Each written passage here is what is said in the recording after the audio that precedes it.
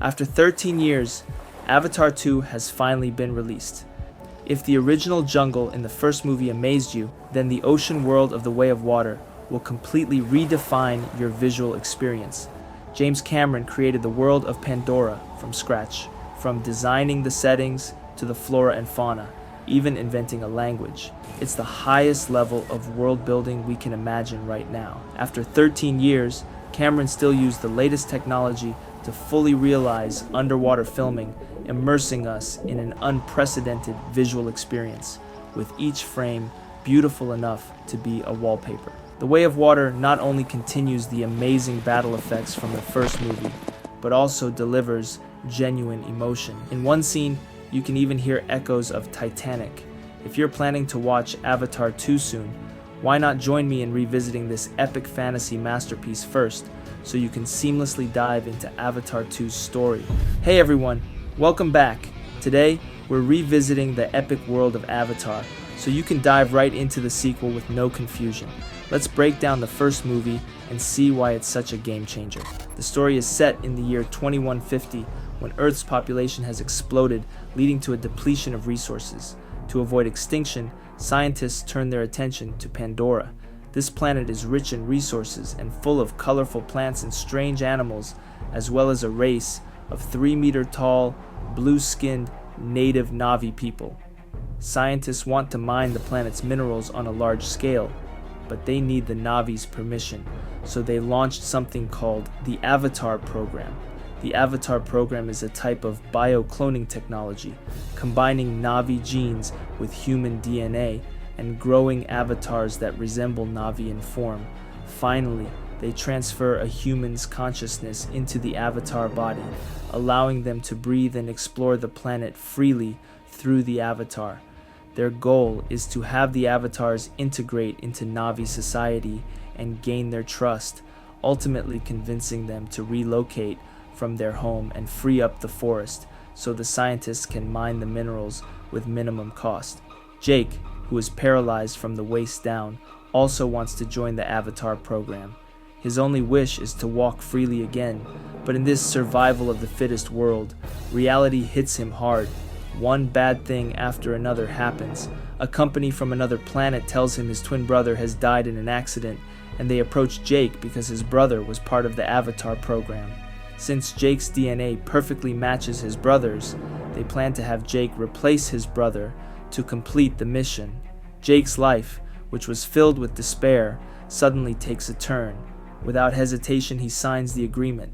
After 5 long years of space travel, Jake and the other members finally arrive on Pandora. Before opening the door, they must put on oxygen masks, as they would die in 20 seconds without them. After preparing everything, they enter the research base, where Jake sees the avatar body that matches his DNA. Following the doctor's instructions, he lies down on the experiment bed and starts the neural link. Through the nervous system, they successfully transfer Jake's consciousness into the avatar body. The once paralyzed Jake is now able to stand up again. Excited, he rushes out of the lab to enjoy the joy of running. He feels a sense of freedom and rebirth. At night, the avatar goes into a sleep state, and Jake's consciousness returns to his human body. Soon after, the colonel of the mercenaries talks to him, revealing that he doesn't trust the Avatar program. He wants Jake to gather reliable intel about the Na'vi while completing his research, and in return, he promises to heal Jake's legs. With such an irresistible offer, Jake agrees without hesitation. The next day, the group heads deep into the jungle in helicopters. They had never seen such a magical and vibrant world, with purple 4-winged birds soaring freely in the sky and massive herds of stam beasts roaming the land. This is the first time humans have ventured outside in avatar form. Jake is fascinated by the surroundings. A playful Panhu monkey watches them with a curious expression. Dr. Grace reassures everyone, as Panhu monkeys aren't aggressive. Later, they arrive at an abandoned school. It turns out that humans had previously made contact with the Na'vi, even establishing a school here. Dr. Grace had once taught the Na'vi about Earth's language and culture. The Na'vi learned much faster than expected, but due to the environmental destruction caused by human mining, they rejected humans. The company's mercenaries waged war against the Na'vi out of anger, leading to the Na'vi no longer trusting humans and cutting off contact. Jake is fascinated by some spiral-shaped plants, and when he touches them, they shrink back instantly. Just as he is enjoying himself, a giant creature, frightened, roars angrily at him. Sensing danger, Jake grabs his rifle and prepares for a fight, but then a much more dangerous predator appears behind him. A loud growl scares off the massive beast, and the predator now focuses its attention on Jake. Jake races through the jungle, using branches to slow the predator down.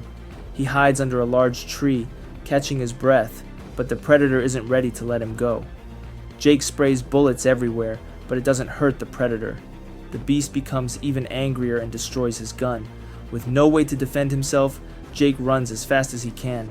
The predator pounces on him, sinking its teeth into his backpack and shaking him violently. In a moment of desperation, Jake quickly removes his backpack to escape. He leaps off a ledge to avoid the predator. When he climbs back to safety, the rest of the team is nowhere to be found. To protect himself, he crafts a spear from branches and heads deeper into the forest to find his team. Meanwhile, a Na'vi warrior quietly prepares to ambush him from a tree. Just as the warrior is about to fire an arrow, a jellyfish-like creature floats down onto the arrow's tip. This is a seed of the Tree of Souls, a symbol of purity and sanctity. With the seed protecting him, the Na'vi warrior halts the attack. Due to company policy, they can't fly at night, so the rest of the group decides to return the next day to search for Jake. As night falls, Jake is left alone in the dark forest. Terrifying roars of beasts echo around him. He lights a torch and finds himself surrounded by wild animals. He tries to scare them off with the torch, but the torch is quickly snatched away by a predator. He's outnumbered. At the last second, a Na'vi warrior steps in, saving him from a deadly blow, and helps him fight off the entire wolf pack. She is Neytiri, daughter of the Omaticaya clan chief.